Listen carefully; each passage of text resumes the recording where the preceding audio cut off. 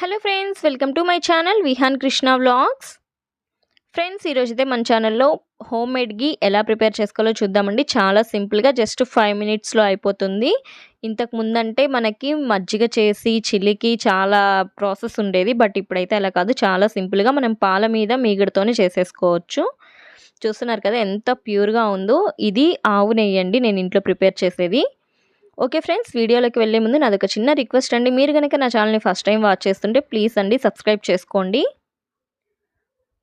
చూస్తున్నారు కదా, ఈ బౌల్లో అయితే నేను ఇది ఒక 15 డేస్ అండి. నేను చిక్కటి పాలు ప్యాకెట్ మిల్కే తెచ్చి అలానే బాగా కాచి ఫ్రిడ్జ్లో పెట్టేస్తాను. పైన మనకి ఇట్లా బాగా వచ్చేస్తుందన్నమాట మీగడ. చూసారు కదా, ఇది నేను బయట ఘీ చేయడానికి ఒక 10 మినిట్స్ ముందు బయట తీసి పెట్టాను. రూమ్ టెంపరేచర్కి వచ్చిన తర్వాత దీన్ని మనం మిక్సీ జార్లో వేసుకోవాలి. ఆ తర్వాత ఏ బౌల్తో అయితే నేను ఇది తీసుకున్నానో మీగడ, ఆ బౌల్తోనే 3 బౌల్స్కి అయితే వాటర్ యాడ్ చేసేసాను. ఇప్పుడైతే మనం మిక్సీకి పట్టేసుకుందాము. జస్ట్ ఒక 10 సెకండ్స్ కూడా అవసరం లేదు. చేసేసుకున్న తర్వాత మనకైతే పైకంతా చూసారు కదా వెన్నంతా ఎలా వచ్చేసిందో, కిందంతా కూడా పాలు ఆ వాటర్ అంతా కూడా కలిసిపోయింది. పైన మనకి వెన్న బాగా వచ్చేసింది. ఇప్పుడు దీన్నైతే ఒక బౌల్లోకి తీసుకొని నీట్గా వాష్ చేసుకోవాలి ఒక 2 టైమ్స్ దాకా.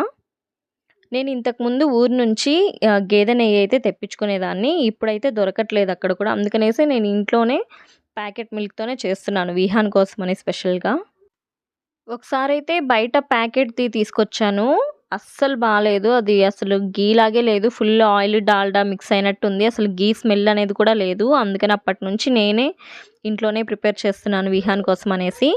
15 డేస్ వన్స్ ఇట్లా చేసుకుంటే నాకైతే ఒక 200 గ్రామ్స్ అయితే వస్తుంది నెయ్యి. ఇంకా 1 మంత్కి కనుక చేస్తే దగ్గర దగ్గర 1/2 kg కూడా వస్తుంది. నేనైతే ఓన్లీ ప్రతిరోజు కూడా 1/2 లీటర్ మిల్క్ అయితే తెచ్చుకుంటానన్నమాట, ప్యాకెట్ మిల్క్. సో ఆ ప్యాకెట్ మిల్కే మనకి నీట్గా చూసారు కదా ఇంత ఘీ వస్తుంది. చాలా ఈజీగా ప్రిపేర్ చేసుకోవచ్చు.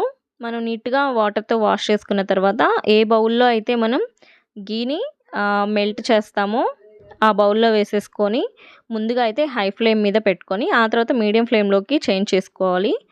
చూసారు కదా, మనకి లైట్గా అక్కడక్కడ ఉన్న మీగడంతా కూడా కొంచెం బ్లాక్గా అయిపోవాలి.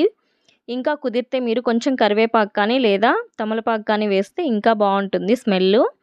చూసారు కదా, పక్కా ఆవు నెయ్యి. చాలా అంటే చాలా స్వచ్ఛంగా ఎంత బాగుందో. పిల్లలకి బయట దానికంటే ఇంట్లో చేసి పెట్టడమే చాలా హెల్త్కి మంచిది.